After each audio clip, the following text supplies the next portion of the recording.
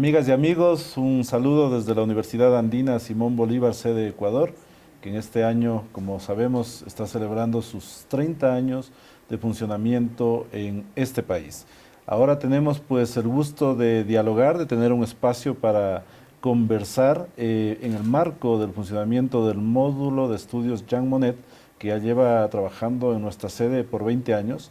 Y claro, es una ocasión muy especial para haber invitado al embajador de la Unión Europea, Jean-Michel Gurt. Él nos visita ahora en esta casa de estudios para dialogar y tocar algunos temas referentes a la construcción del proceso de integración europeo y para que podamos tocar además algunos temas que tienen que ver con la coyuntura y que nos están afectando a nivel global. Bienvenido, embajador. Como comentamos hace un momento, esta es una universidad que también se enmarca en un proyecto de integración y por allí puede sonarle muy cercano a su trabajo y a su desempeño como representante de la Unión en el Ecuador.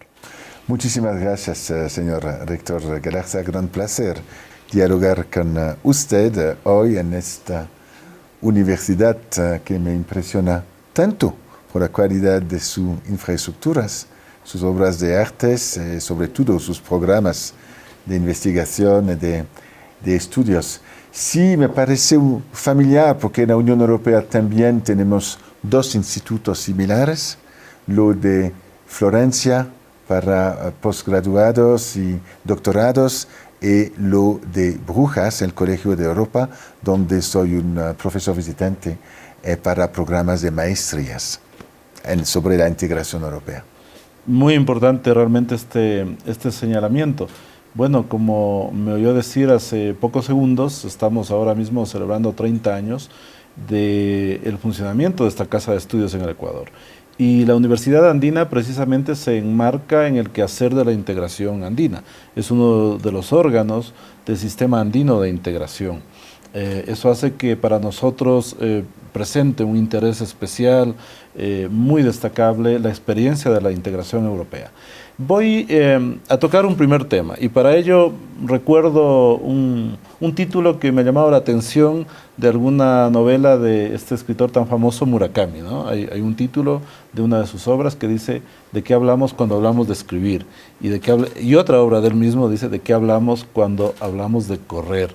Entonces me gusta mucho esa manera de denominar ese trabajo de él, de escritor, pero lo podemos trasladar en el mundo académico para decir, por ejemplo, ¿de qué hablamos cuando hablamos de la Unión Europea, luego de que han transcurrido ya un poco más de 70 años desde que empezó el proceso, de una manera complicada, distendida en el tiempo, sí, podríamos decir, pero bueno, ¿de qué hablamos cuando hablamos de la Unión Europea en el 2022? Sí, pero sí, en tercer puntos que voy a hacer de manera tan breve que es posible. En primer lugar, ¿de qué hablamos cuando hablamos de la Unión Europea? Hablamos de un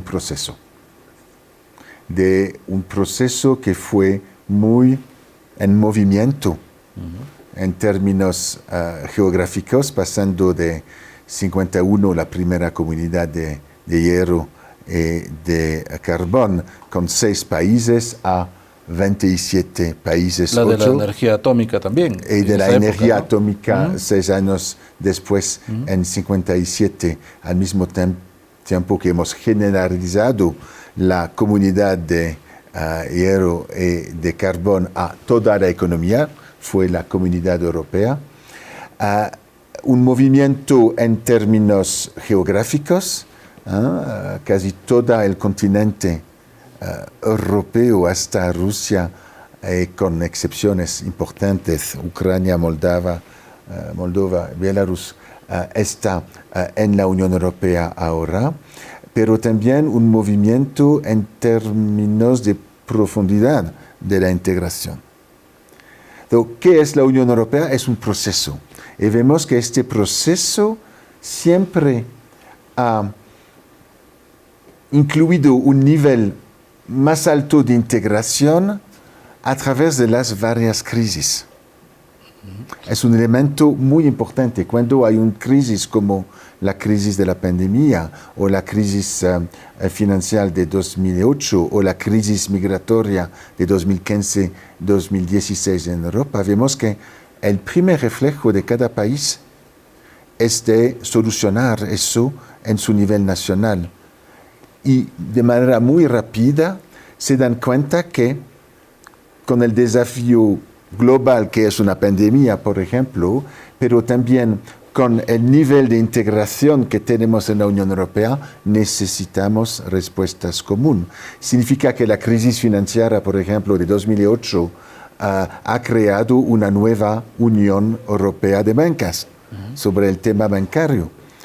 La pandemia ha creado una nueva Unión Europea en el tema de salud, que fue principalmente afuera de las competencias de la Unión Europea, con la compra, por ejemplo, de todas las vacunas por la Comisión Europea. Insumos, vacunas, sí, gestión de fondos también. Pero después de un primer reflejo que fue que mascarillas no estaban viajando de un país al otro en la Unión Europea en las primeras semanas de la pandemia. Entonces, ¿qué es la Unión Europea? Es un proceso en movimiento que va siempre hacia más integración a causa de crisis. Las crisis casi sistemáticamente aumentan el deseo y la necesidad de integración.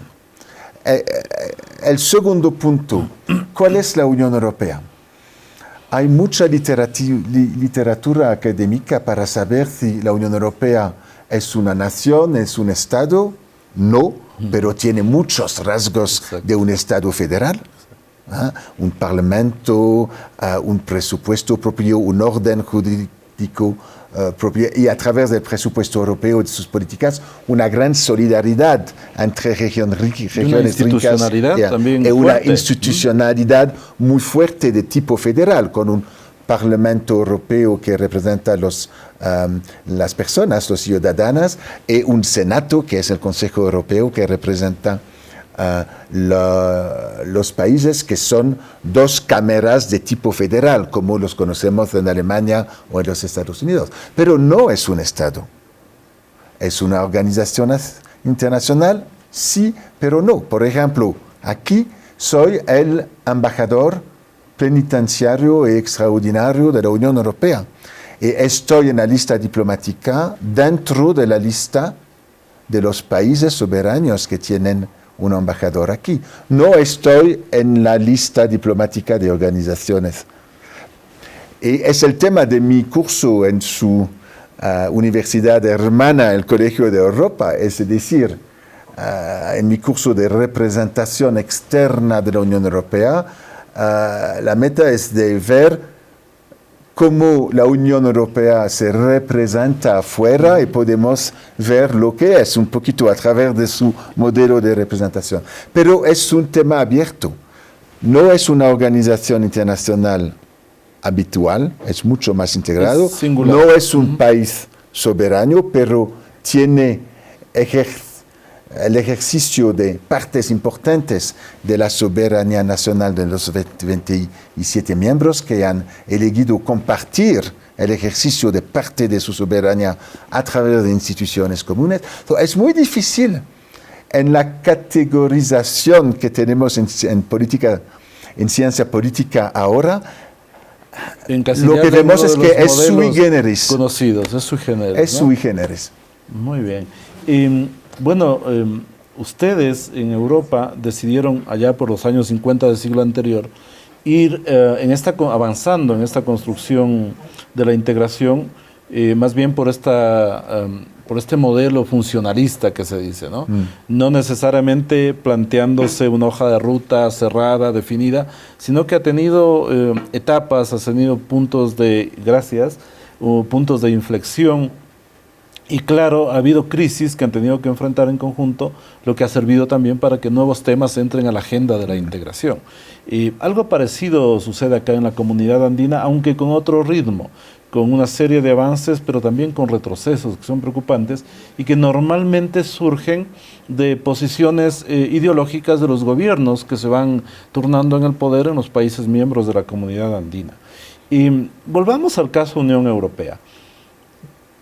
¿Qué cuestiones fueron las que, a su juicio, embajador, detonaron esa gran energía por la integración europea en su momento, en la agenda europea. ¿Qué es lo que sustancialmente ha cambiado en la agenda de la integración europea? Si nos planteamos tres momentos, el inicio, tal vez los años 80, más adelante, y lo que pasa ahora. Tiene que ver también esto con los momentos de crisis que se ha venido enfrentando, pero ¿cómo ha cambiado esa agenda de la Unión hasta llegar al presente? Sí. Ok, brevemente, algunas ideas fuertes. La Unión Europea ha empezado de manera muy concreta, funcionalista, como ha mencionado, y fue el tema de Jean Monnet en su famosa declaración del 9 de mayo en 1950, de decir que la construcción europea será un proceso, no será un plan completo del inicio, pero va a seguir hechos y realizaciones factuales, concretas y tangibles. Y la primera fue un mercado del carbón, del hierro, un mercado general para todos los productos y pasando al mercado único en los años 80. Y significa que en la mente de mucha gente la Unión Europea es una cosa económica. Su nombre durante décadas fue la Comunidad Económica Europea, pero con un motivo político que es en su ADN, que es la paz. ¿Por qué el carbón y el hierro hace 72 años? Porque eran los insumos principales de los para hacer la que guerra. Se enfrentaron antes en la Segunda Guerra. Sí, son el hierro y carbón eran los insumos principales para hacer la guerra. Había que Hay un proyecto de paz. Exactamente, para que haya ese flujo de comercio entre ellos que sea tan fuerte y esa integración económica, de tal manera que no se planteen luego una nueva tensión. Un nivel de interpenetración y de dependencia mutua, un tal nivel que hace, esperamos, pero fue el caso en 72 años, que hace la guerra imposible. Significa que los pasos importantes, un ángulo económico, pero tan que Europa sea una zona de paz y de prosperidad. Por la primera vez en siglos hemos conocido 72 años sin guerra en Europa. Y ya vamos a tocar lo que está pasando ahora también con Rusia. Explica el trauma actual en Europa de ver una guerra a sus cómo sorprende puertas. Ahora. Sí. Con un tema, un ángulo totalmente económico, pero con un ADN político, una agenda política. Que es una constante, ¿no? En una constante. Todas las épocas. ¿Y cuáles fueron las evoluciones? De dos tipos. De un mercado, una comunidad económica, a un mercado único. En 1985.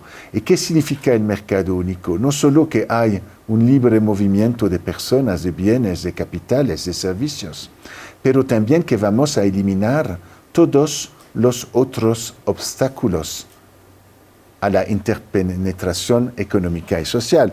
Significa el inicio en los años 80 de una fuerte política de protección del consumidor, de la salud, del medio ambiente y ahora del cambio climático. Y significa que a través del mercado, la Unión Europea ha incrementado su legislación común al beneficio ahora de 450 millones de europeos en muchas otras áreas de gobernanza. Y al mismo tiempo había una evolución institucional que podemos resumir en los 70 años de la Unión Europea, que es el papel siempre más fuerte del Parlamento Europeo, que es elegido directamente por los ciudadanos europeos desde el año 79, y que ha tomado a cada revisión de nuestros tratados más poderes para actualmente estar casi a un nivel igual de colegislación que los Estados miembros en la otra institución, en el Senado, que se llama el Consejo de Ministros. Entonces vemos más y más políticas que los Estados miembros empezando con un ángulo de comercio, que los Estados miembros han decidido de legislar en común a través de las instituciones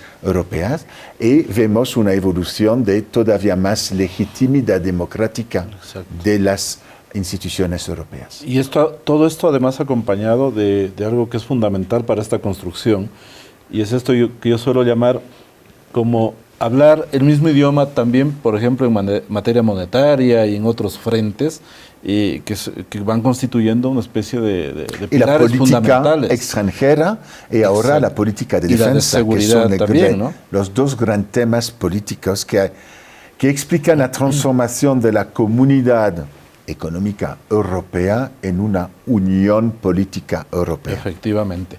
Un poco antes de la pandemia, embajador, ¿fue un remesón el Brexit desde su punto de vista? Porque esto se da además en el marco de ese, como que ese resurgimiento de estos pensamientos nacionalistas a través de algunos líderes. Por ejemplo, en su momento al propio Trump se le acusaba de esa visión tan nacionalista, tan poco amiga, digamos, con lo de afuera, con el extranjero en general también. ¿Haya usted vínculos también con esto de que hay gobiernos que sobre todo se han posicionado con ese discurso muy de defensa de la soberanía nacional, etcétera? Sí. ¿Y en qué medida el Brexit, con la salida del Reino Unido, cree usted que ha causado un remesón o no? Para luego concentrarnos en ese otro tema que también ha causado un sacudón terrible en el mundo, no solo en la Unión Europea, supongo, y en los países miembros, que ha sido la pandemia, y más recientemente ya el conflicto entre Ucrania y Rusia, ¿no? Pero sí. ¿El Brexit fue un punto de inflexión de la Unión o Para no necesariamente? Para mí es un punto de ruptura el Brexit. Okay. Con el Reino Unido como socio europeo por 46 años o 3 años, por supuesto, la apartenencia la decisión del Reino Unido de pertenecer a la comunidad y después a la Unión Europea siempre para mí fue una decisión de razón pragmática, más que de corazón o de ideología integrista. Muy de intereses y conveniencia también. Sí, exactamente. En 73, como cuando el Reino Unido tenía una posición, una situación económica y social más difícil que otros grandes países europeos, había una razón económica de juntarse. Y hemos visto a través de la participación muy activa del Reino Unido en la Unión Europea que estaba la razón. Con dudas cuando otros miembros de la Unión Europea estaban avanzando en la integración, no solo con un racionalismo, pero también con una ideología integrista de corazón, etc. Vemos, por ejemplo, que el Reino Unido fue el principal impulsador de pasar de la Comunidad Económica Europea al mercado único, por ejemplo. Fue un tema totalmente británico. Es uno de los logros de los 40 y algo años del Reino Unido en la integración europea, fue la agenda del mercado único. Pero a pesar de que nunca rescindió su política monetaria para abandonar la libra sin pasar y aceptar el euro, a eliminar el último obstáculo a la integración económica, que es la diferencia de divisas y de pasar al euro. Es un tema aquí quizás menos racionalista, pero con el papel tan importante de Londres como plataforma financiera internacional. Eso también, sí. que explica que el Reino Unido no estaba exactamente en la misma situación que países continentales de la Unión Europea. Otro tema de racionalismo del Reino Unido es que fue el impulsador después del fin del comunismo en Europa, fue un gran impulsador de la ampliación de la Unión Europea a todos los países de la Europa central y oriental. Y, por ejemplo, con el hecho que el Reino Unido fue casi el único país de la Unión Europea que ha rechazado medidas transitorias al libre movimiento de los nuevos ciudadanos europeos de los países del este. ¿Y qué vemos con el Brexit? Que en particular el partido Tory, que fue tan pragmatismo en su posición europea, se ha cambiado en posiciones más nacionalísticas e ideológicas. Y dicen que el problema con la integración europea son todos los migrantes de los países del este. Pero el Reino Unido fue el único a rechazar los 7 años de periodo transitorio en este tema, para acoger más. Y también el hecho ideológico que en la negociación de las condiciones del Brexit, el gobierno del Reino Unido ha preferido sacar su legado en la Unión Europea, que es el mercado único, para temas no económicos o de balance económicas, donde es el interés pragmático, pero por temas ideológicos de una nueva mayoría en el gobierno. Entonces, es muy interesante de ver, para mí, el pasaje de un pragmatismo del Reino Unido a una posición más ideológica que va también con su autopercepción del papel importante del Reino Unido en el mundo.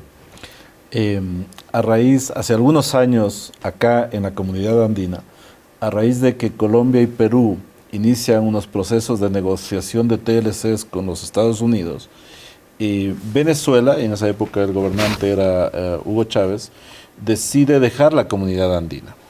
Y desde esa época abrigamos la esperanza de que Venezuela vuelva a ser parte de la CAN. ¿Usted cree que el Reino Unido podría volver a ser miembro pleno, toda vez que al parecer en la sociedad está muy dividida esa decisión de si pertenecer o no a la Unión?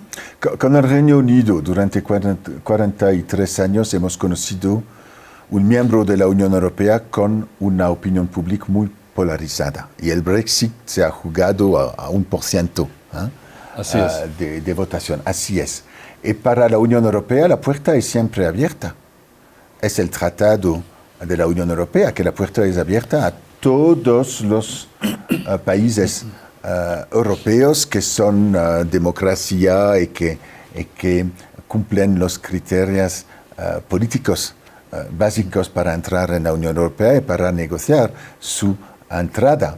Pero con el Brexit, la forma del Brexit duro que el Reino Unido ha elegido significaría de reempezar al inicio. Y, por ejemplo, todos los opt-outs que había negociado el Reino Unido durante la evolución de la integración europea, por ejemplo, el tema monetario que habían mencionado, no es seguro que en una otra negociación podríamos alcanzar el mismo nivel de hacer algo tailor-made para el Reino Unido. Pero el tema fundamental, como dice, es la polarización. Casi 50-50, 50-50. Y creo que las especulaciones para una reentrada del Reino Unido en la Unión Europea no depende de la Unión Europea, depende de la capacidad del Reino Unido a establecer una plataforma sólida en la opinión pública para hacer ese paso. Depende de ellos, no de la Unión Europea. O sea, la puerta está abierta, pero es posible que la negociación plantee otras exigencias, si se diese el caso. A mí me parece, para ir cerrando el tema Brexit, que es apasionante, me parece a mí que el no haber entrado con la aceptación total de la política monetaria, haber rescindido su moneda respecto al euro, no haberse sometido totalmente a las políticas de la banca central, a la normativa derivada, etcétera. Y también como que el libre movimiento de personas, no en la zona Schengen, por ejemplo. Ese es otro pilar importante que lo reservaron en el Reino Unido. A mí me da la idea de que esos elementos como que siempre fueron los que podían haber definido si el Reino Unido efectivamente hubiese seguido adelante con el resto del grupo o no, porque siempre como que mantuvieron una posición tal vez de duda, de muy no de total seguridad de si conviene o no a ese país seguir en el proceso. Que hay una especialidad británica del Reino Unido, como miembro y ahora afuera de la familia de la Unión Europea. Pero hay rasgos similares en todos los países, con nivel de intensidad diferente. El debate entre una Unión Europea integrada con instituciones comunes, un orden jurídico, casi 50 a 70% de las leyes vigentes en los Estados miembros vienen del nivel europeo, del ejercicio común de la soberanía a través de instituciones comunes. Y hay, con nivel de intensidad diferentes, hay movimientos que no se sienten, políticos que no se sienten confortables con el nivel de integración y que dicen que sería mejor una forma más flexible de confederación europea y con una confederación de naciones más independientes. Pero con el Brexit había dos opciones de reacción en Europa. El impacto dominó, que fue esperado explícitamente por muchos partidos en el Reino Unido que han apoyado el Brexit. Para ellos la agenda, como la agenda del señor Farage, por instance, fue una agenda de fin de la Unión Europea. El primer paso, el primer dominó ha caído y nosotros van a seguir. Impacto dominó o impacto cohesión. Y lo que hemos visto fue el segundo impacto, el impacto cohesión, no el impacto dominó.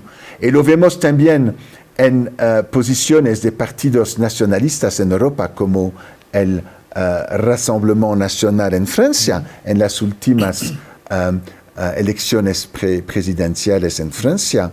Su plataforma europea no fue de salir de la Unión Europea o la destrucción de la Unión Europea, pero la transformación desde dentro de la Unión Europea, que no fue la plataforma de este partido hace 5 años, en 2017, después del Brexit, fue el impacto dominó sobre lo cual este partido, como otros partidos nacionalistas a través de Europa, estaban contando.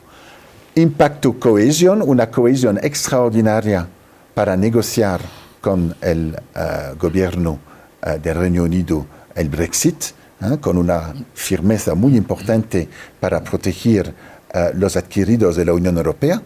Y necesitas dentro de la Unión Europea para aprovechar los adquiridos de la integración, no puedes de afuera estar en el supermercado diciendo tengo esta parte del mercado único, pero no tengo el libre movimiento de las personas. Entonces, una cohesión enorme que vemos ahora cuando tenemos otro desafío importante geopolítico, otro trauma geopolítico en Europa, porque el Brexit fue una trauma para toda la Europa. Efectivamente. Por cierto. Que causó otro trauma importante es el regreso de una guerra entre dos naciones en Europa. Y vemos también que aquí el reflejo cohesión fue impresionante. Me ha impresionado como funcionario europeo que ha trabajado 35 años en las instituciones europeas. El factor cohesión de la respuesta inmediata de la Unión Europea y de sus Estados miembros me ha impresionado mucho. Creo que han valorado mucho el camino recorrido. Lo invito a tomar un café con el rector en este punto. Queremos recordarles a quienes nos siguen a través de los canales tecnológicos de la universidad que ahora mismo estamos celebrando 30 años de nuestra institución en el Ecuador, que el módulo de estudios Jean Monnet está cumpliendo 20 años de actividades fructíferas también en el país a través de la universidad, y que seguimos impulsando una serie de espacios de propuesta académica, proyectos de investigación y proyectos de vinculación con la sociedad que nos permiten llegar cada vez más a ella, de tal manera que podamos cambiar la realidad, incidir para cambiar la realidad. Y este espacio es importante, por eso mismo estamos muy alegres de tenerlo acá, embajador. Nos quedan al menos unos 3 puntos que quisiera tocar en el tiempo previsto para la entrevista. El siguiente es el primero de estos 3 temas. Bueno, pasa el Brexit con sus efectos. Parece que el Brexit, podría decirse, es prueba superada para la Unión Europea, me parece, porque queda un aprendizaje también. Y si el efecto cohesión, como creo que lo podemos apreciar también desde acá, que se ha dado, es el que ha ocurrido, es muy bueno para los países integrados y para cuidar el avance que se ha logrado en muchos frentes. Pero luego llega la pandemia, que significa o que representa otro tipo de crisis de efecto mundial, como sabemos, y que a mi juicio no encontró a ningún país, a ningún proceso de integración totalmente preparado para enfrentar lo que vino. Por lo tanto, me parece a mí que pueden perder peso muchas visiones muy críticas y a veces descarnadas, diciendo el Estado no estuvo preparado, el sistema de salud no estuvo preparado, qué ha hecho la Unión, qué ha hecho la Comunidad Andina, qué ha hecho el Mercosur, etcétera. Como que los ciudadanos pensaban que todo estaba a punto para enfrentar una crisis de tremendas dimensiones como ha sido la pandemia y que al punto de hoy todavía no lo hemos superado totalmente. Pero es indudable que la Unión Europea en ese contexto jugó un rol. Jugó un rol así como lo hicieron los estados nacionales. Me parece que la pandemia, tomando las palabras de una explicación previa que usted hizo sobre las crisis cada cierto tiempo en el proceso de integración, la pandemia ha sido otra crisis más, que va a decantar a lo mejor nuevas posiciones comunes, nuevas políticas, nueva normativa supranacional, y me parece a mí que si eso se da, va a fortalecer más el proceso de integración europeo. Yo creo que en la comunidad andina va a pasar algo parecido. Vamos a caminar un poco más hacia posiciones comunes en materia sanitaria, de educación, de alimentación y el cuidado del ambiente, que también es fundamental en este contexto. ¿Qué se viene luego de la pandemia en la Unión Europea o en qué están enfocados desde ya, luego de esto que acaba de pasar, ¿no? Donde la Unión jugó un rol, pero los estados también jugaron un rol muy importante? El legado de la pandemia en la Unión Europea es un nuevo concepto, un nuevo branding de una cosa que ya existe a un cierto nivel anteriormente. El nuevo concepto es Equipo Europa. Es el concepto que para enfrentar la pandemia no podemos gastar tiempo inútil en una discusión que tiene que hacer la Unión Europea, sus instituciones, y que tienen que hacer los países. Hemos desarrollado muy rápidamente el concepto de Equipo Europa, que significa que las instituciones europeas y los Estados miembros actúan juntamente. En ámbitos específicos, sobre todo. En este caso, en el ámbito de la respuesta tan sanitaria que económica. Claro. En pocas palabras, el tema de salud, la decisión muy rápida entre los Estados miembros de no hacer una competencia entre ellos, que van a subir los precios de las vacunas y a crear una situación de falta de vacunas en lugares de Europa. Y la decisión de confiar a la Comisión Europea la compra de todas las vacunas para los Estados miembros y con una repartición de vacunas sobre criterios objetivos, por ejemplo. Y la gestión de fondos también, ¿no? Es un primer, de manera interna. Más débiles. El trabajo común de los Estados miembros y de la Comisión Europea para fortalecer, impulsar, financiar la investigación para la creación, la producción de vacunas, y el fortalecimiento del sector farmacéutico europeo, que ha hecho de Europa rápidamente el primer o segundo productor de vacunas COVID en el mundo. Embajador, y también para la provisión de insumos, porque llegamos a un momento en el cual incluso países muy desarrollados de Europa dependieron de la provisión de insumos que se fabricaban en países muy lejanos, por ejemplo, en el Asia, y a nosotros nos pasó lo mismo. No, fue un tema de la excelente diplomacia COVID de China, por ejemplo, de estar con donación o entrega simbólica de mascarillas en el primer país que fue el más atacado, que fue el norte de Italia, cuando en los países amigos y vecinos y hermanos de la Unión Europea estaban controlando la producción y la comercialización de mascarilla privilegiando el mercado de cada país. Había, como he dicho, como primer reflejo, un reflejo de protección nacional. Pero muy rápidamente en el tema de los insumos, como en el tema del desarrollo y de la compra de vacunas, hemos visto una obra conjunta Equipo Europa con un impacto externo muy fuerte.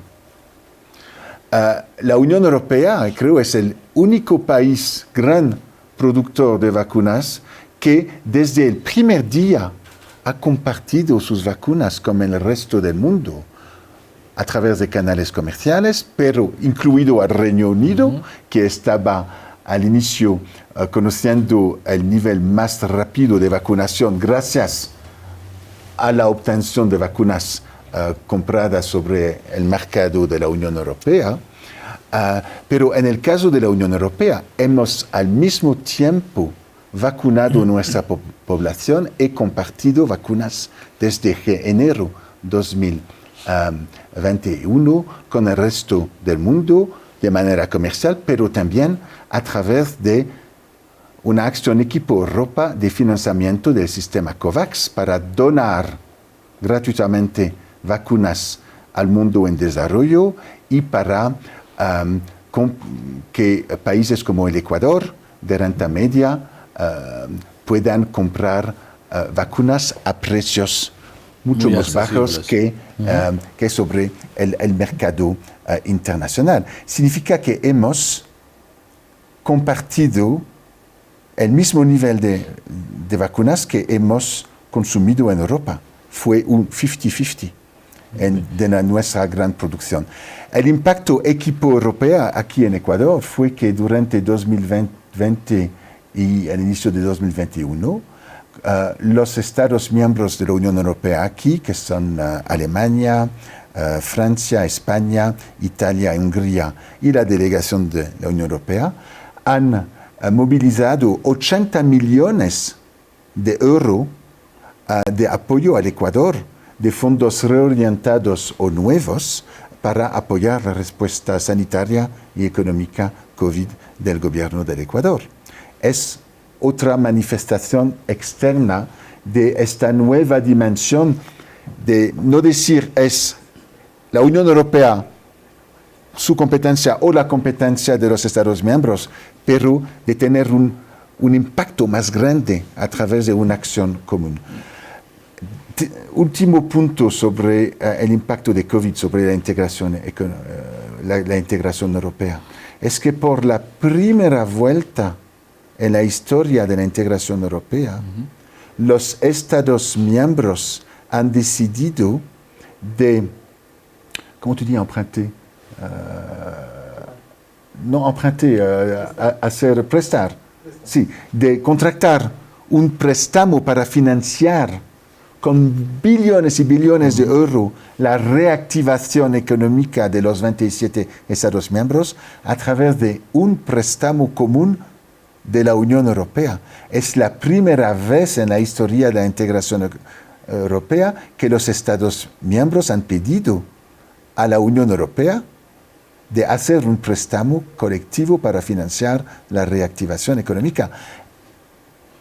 Es otra demostración que es a través de crisis que la integración ha tenido avanza. que replantearse en algunos ámbitos. Un poco eso también está pasando acá. Yo creo que el foco de interés de las instituciones comunitarias andinas ha girado un poco, ¿no? Particularmente, y no sé si usted coincide, embajador, pero yo creo que hoy más que nunca tenemos que volver la mirada a los procesos de integración, porque realmente se puede hacer mucho en el ámbito de la cooperación internacional, en esto de ponernos de acuerdo para enfrentar los problemas y las crisis, hablando, como se diría, el mismo idioma, ¿no? Para ponernos de acuerdo, para el apoyo que puede haber entre países más desarrollados dentro del grupo respecto a países de menor desarrollados dentro del propio grupo, para tener producción y provisión de lo que más se necesita frente a las crisis en proximidad. Claro, porque dependo de la China o de algún otro país muy lejano, si mi vecino, mi socio del proyecto lo puede proveer y me puede complementar. Me parece que es un momento de inflexión también que tiene que irse decantando en nuevas propuestas en el tema de la integración en general, en cualquier experiencia de integración. Y bueno, por si esto fuese poco, luego llega la guerra nuevamente en Europa, ¿no? Este conflicto terrible entre Rusia y Ucrania que tiene en atención al mundo entero, ¿no? En medio de esto también hay otras posiciones de otros actores internacionales, como es el caso de la OTAN, de los propios Estados Unidos, en torno a este conflicto tremendo. Bueno, ¿de qué manera usted ve que esto representa un reto para la Unión Europea? Si Ucrania ha pedido el ingreso a la Unión, si Finlandia se está activando y Suecia también en otro sentido para sumarse a la OTAN y las amenazas de Rusia. ¿Cómo ve, cuál es la preocupación de la Unión Europea en este momento cuando ni siquiera acabamos de cerrar el capítulo anterior crítico, el de la pandemia? Creo que al primer nivel, el sentido de los europeos en la Unión Europea, pero afuera también, de los amigos de Suiza, del Reino Unido, fue un traumatismo de ver que hay una guerra internacional tan cerca y en Europa, ¿no? En Europa, que es algo que la integración europea a través de la Unión Europea, pero también a través del Consejo de Europa, en lo cual Rusia esta parte. Es una integración de valores democráticas con un sistema europeo de derechos humanos que va mucho más allá que la Unión Europea, que hay 48 miembros del Consejo de Europa. Eso es más allá que los 27 miembros de la Unión Europea. Perdón, embajador, ¿y Rusia es miembro del sistema del convenio de derechos humanos también? De derechos humanos. Europa. Estaba, porque a causa de su agresión bélica a Ucrania, fue suspendido en el sistema de derechos humanos y de Corte de Derechos Humanos del Consejo de Europa en Estrasburgo. No, Rusia fue suspendido. Pero hay también Turquía en el sistema europeo, que es como el sistema interamericano. Así es. Son Corte organizaciones. Y el convenio. Sí, hemos integrado la Comisión en la Corte, en su caso interamericano hay todavía las dos instituciones, pero son dos sistemas regionales de derechos humanos completamente hermanos que se han desarrollado mirando de manera mutua. Pero vemos que para Europa, la primera reacción fue de traumatismo de ver una amenaza a su seguridad, pero más allá de ver que la orden internacional desarrollado a nivel europeo, Consejo de Europa, como OSCE, como al nivel mundial las Naciones Unidas, que la orden internacional post Segunda Guerra Mundial estaba cayendo a causa de una serie de violaciones tan fundamentales por parte de un P5, de un miembro permanente del Consejo de Seguridad de las Naciones Unidas, Rusia, un poder nuclear, que está haciendo una agresión no provocada, sorpresa contra un otro país europeo, su vecino Ucrania. Significa que todo el derecho internacional que es basado sobre el respeto de la independencia nacional, de la soberanía nacional, de la integridad territorial de cada nación, todos los principios, y vemos también ahora el derecho humanitario internacional, el derecho de la guerra, todos cuestionados. Todos los principios que han brindado un progreso internacional después de la Segunda Guerra Mundial, todos son negados por un país tan importante en la orden internacional que es Rusia. Y significa que más allá que una amenaza de seguridad tan fuerte en Europa que hace que países neutros como Suecia y Finlandia ahora piden su entrada en la asociación defensiva que es la OTAN, más allá que el impacto sobre la seguridad en Europa, hay un impacto mundial, hay un impacto para Latinoamérica, porque si un gran país como Rusia puede liberarse del derecho internacional para atacar su vecino, ¿qué significa? Que cada país del mundo puede seguir este mal ejemplo. Si la debilidad actual del derecho internacional a causa de la agresión rusa es una agravación de la situación geopolítica mundial que nos afectan a todos, y es porque el Ecuador, los países de la Unión Europea, dentro de un grupo de 140 países, han votado de manera muy clara para condenar a Rusia 2 veces en la Asamblea General de las Naciones Unidas. Y había solo 5 países para rechazar esta condenación, y me parece que Rusia no está en el mejor club, porque hablamos de Siria, y la neutralidad de China, la Corea del Norte, de Eritrea, y vemos 2 países importantes en términos de población, en términos geopolíticos, que son China e India, que han rechazado bendecer la agresión rusa, pero tampoco no se han juntado a la condenación es una posición intermedia, ¿no? De alguna manera. Pero ¿por qué esta posición de la parte de China e India? Porque tampoco China e India pueden aceptar una agresión unilateral en la violación de los puntos fundamentales del derecho internacional que ha causado Rusia. Es una manera importante de ver la neutralidad de China e India en este caso, es que no pueden ir al nivel de apoyar a su socio ruso, porque es otra demostración que la debilidad del sistema internacional amenaza a todos. Gravísimo. Gravísimo. Para el mundo. Embajador, vamos a los 2 últimos temas.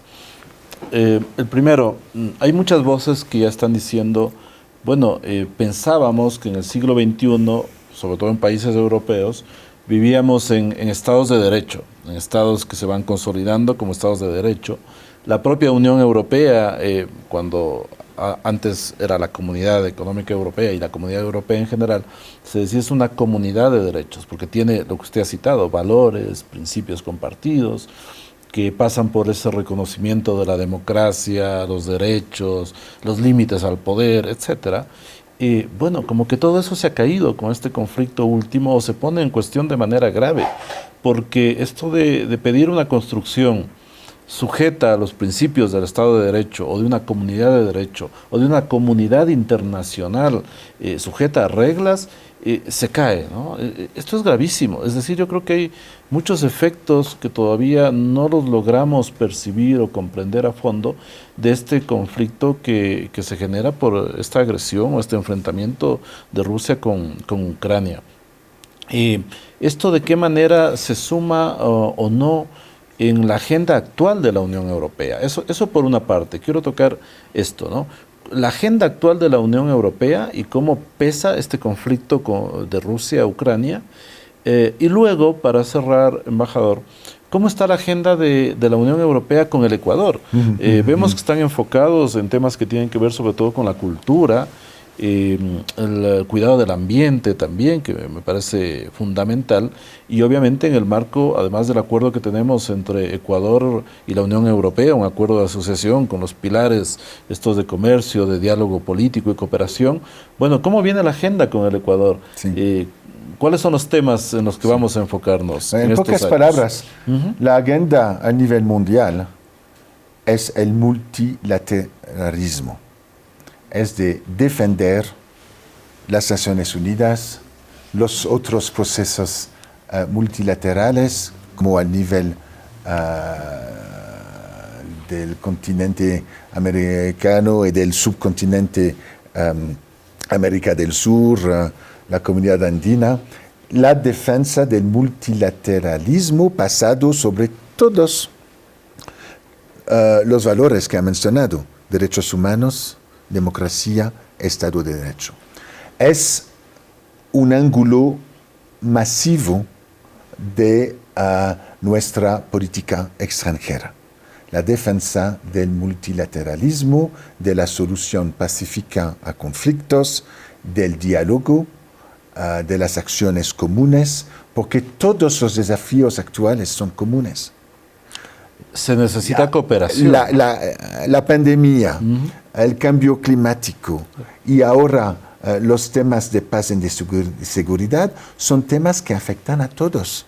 Significa que necesitamos a problemas globales soluciones globales. Embajador, además son temas, los que usted cita, súmele la problemática del narcotráfico, las migraciones, que superan la capacidad de respuesta del Estado Nacional. Sí. Estamos transitando una vía hacia mayor cooperación y coordinación. Exactamente.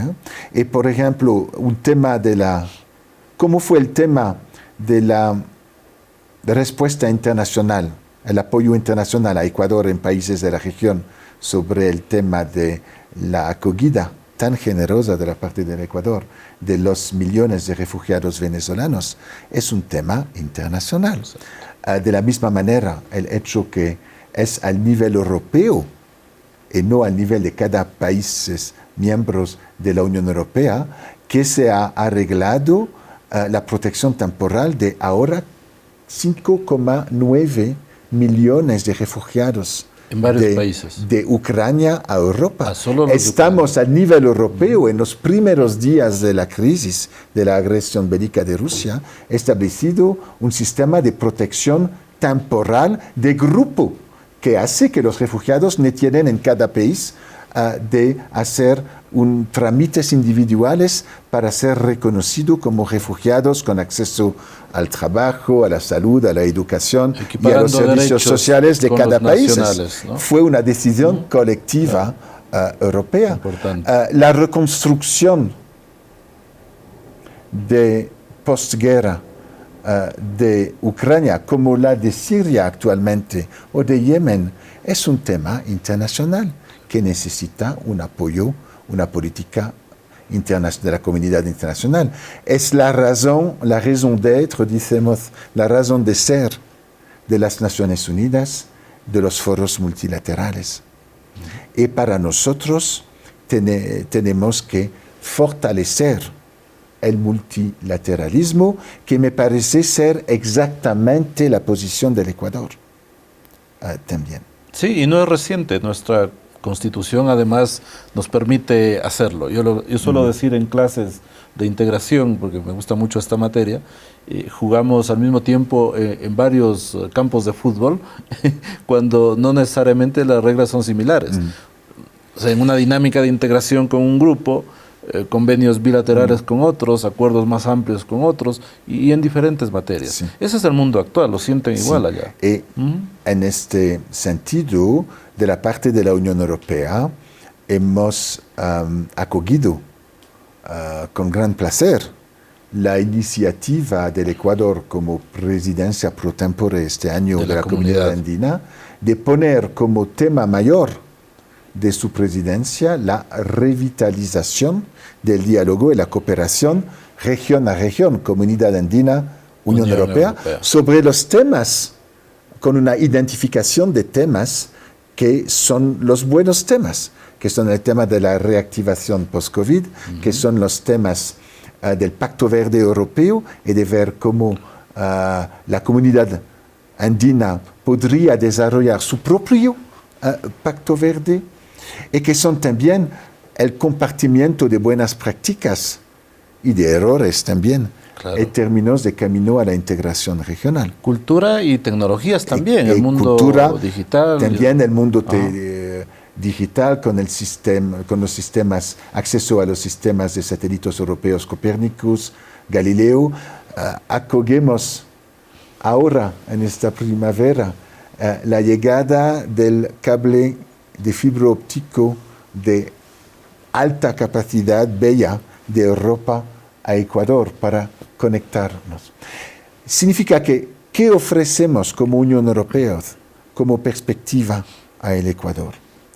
Es una perspectiva de lazos siempre más estrechos, basados sobre el hecho que hablamos el mismo lenguaje, como ha dicho. Exacto.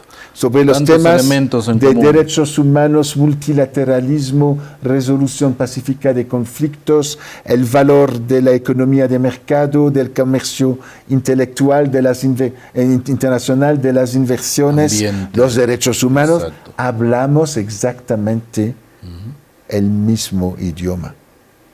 Y significa que lo que está pasando, de mi punto de vista, en la relación entre el Ecuador y la Unión Europea, es que no hay tema que escapa a nuestro diálogo y a nuestra cooperación. El tema central, el pilar central que empodera a todos nosotros es el acuerdo comercial que ha mencionado. Uno de los pilares del acuerdo de asociación. Sí. No tenemos un acuerdo de asociación. Había una tentativa a nivel regional con los países de la Comunidad Andina, pero no ha funcionado, y significa que hemos hecho el acuerdo comercial con el Ecuador y antes con Perú y con Colombia, y que es este acuerdo que tiene todo el contenido político de un acuerdo de asociación. Exacto. En términos de Estado de Derecho, de derechos humanos y de democracia. Muchísimos otros temas que están.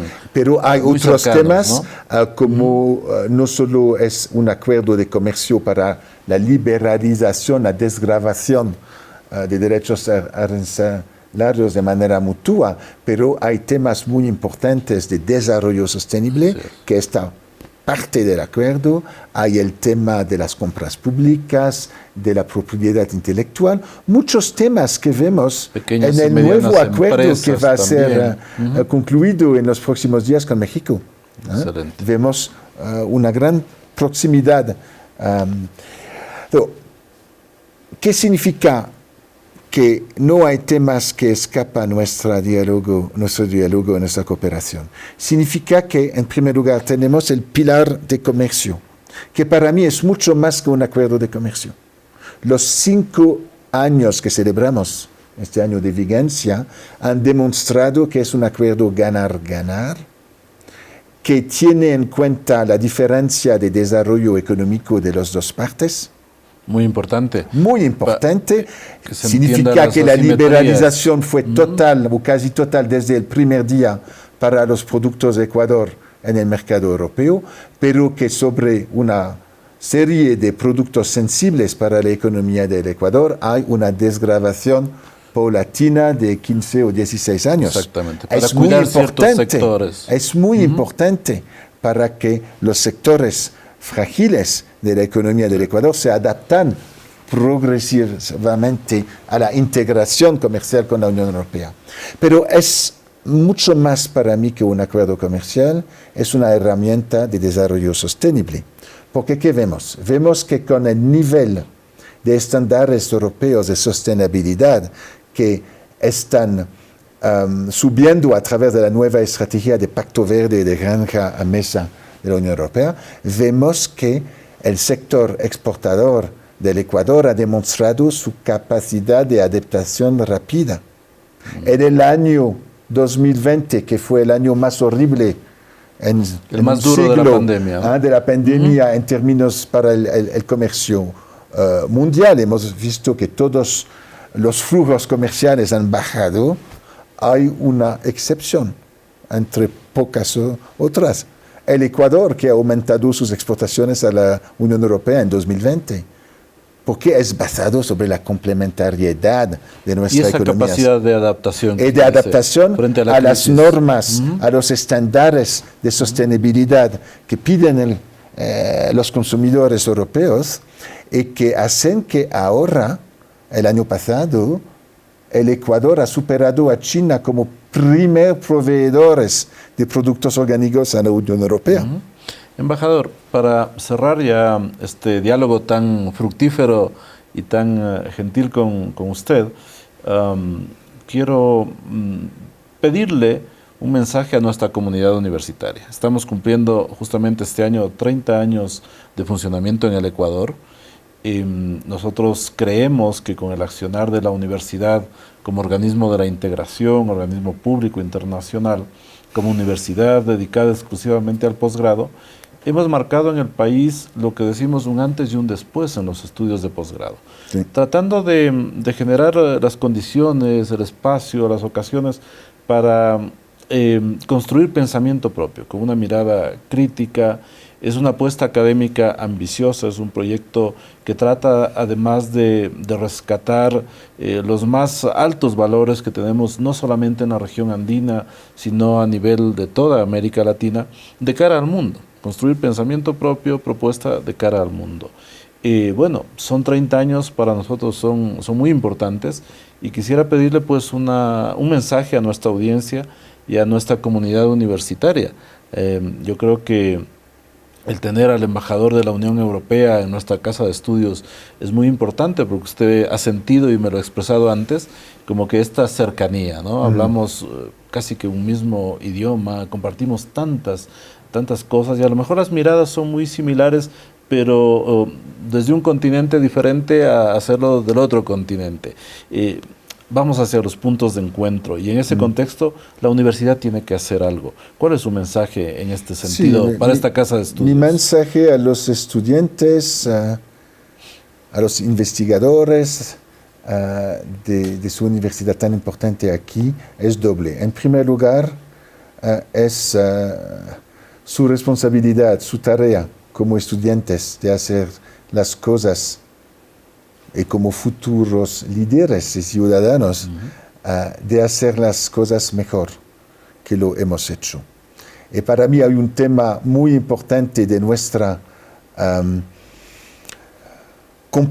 compromiso europeo con los países andinos, no hemos tenido el tiempo de hablar, que es el tema ambiental, que es el tema de economía circular, que es el tema de no solo hacer una transición ecológica, pero una transformación profunda de nuestros modos de producción y de consumo al servicio de toda. Y aquí tienen un gran papel a través de su estancia, sus estudios, sus investigaciones en la Universidad Simón Bolívar, de ver este tema de necesidad de transformación y no solo de transición a través del prisma de la integración regional. Hablamos de temas que no pueden ser solucionados al nivel nacional y me parece un tema tan importante para ustedes como futuros líderes. El segundo mensaje de mi paso, es de decir que en la Unión Europea vemos que el gran desafío de la integración fue que la integración fue y es todavía percibida por una parte importante de la población como un proceso de élites. Un poco lejano. Alejano de las preocupaciones diarias de los ciudadanos y con un sentido de cada ciudadano nacional que ya es difícil controlar, entender lo que hacen al nivel nacional los políticos, las instituciones democráticas de cada país. Y si ya es difícil a nivel nacional, el nivel europeo en Bruselas parece algo muy alejo, a pesar del hecho que influencia nuestra vida de ciudadanos en todo lo que hacemos y consumimos, etc.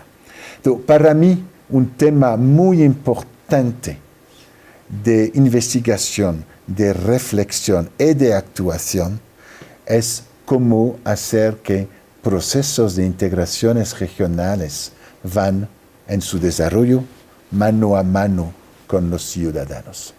Y es un tema esencial que fragiliza, ¿se dice fragilizar? Que hace frágil nuestros procesos, que debilita nuestros procesos de integración europeo y andino. So, dos temas. El tema verde, porque es un tema de transformación de sociedad, y el tema ciudadano. Gracias. Corresponde en este momento agradecerle, pues, muy sinceramente al invitado del día de hoy, al embajador Jean-Michel Gurt, embajador y representante de la Unión Europea en nuestro país. Ha sido un diálogo realmente muy fructífero y fluido sobre temas que nos interesan no solamente en la región andina, en el Ecuador, sino mucho más allá. Son problemáticas mundiales que tienen efectos en todo el planeta y que merecían, digamos, un análisis y generar un punto de vista desde un experto en las relaciones internacionales, un diplomático, un amigo de esta casa de estudios, que ahora cumple una misión muy importante en nuestro país. Gracias, estimado embajador. Este es un espacio que apreciamos mucho y que nos permite llegar más allá del campus universitario a la sociedad en general. Les agradezco, amigos y amigas, por seguirnos en este programa tan especial por los 20 años del módulo de estudios Jean Monnet en nuestra universidad.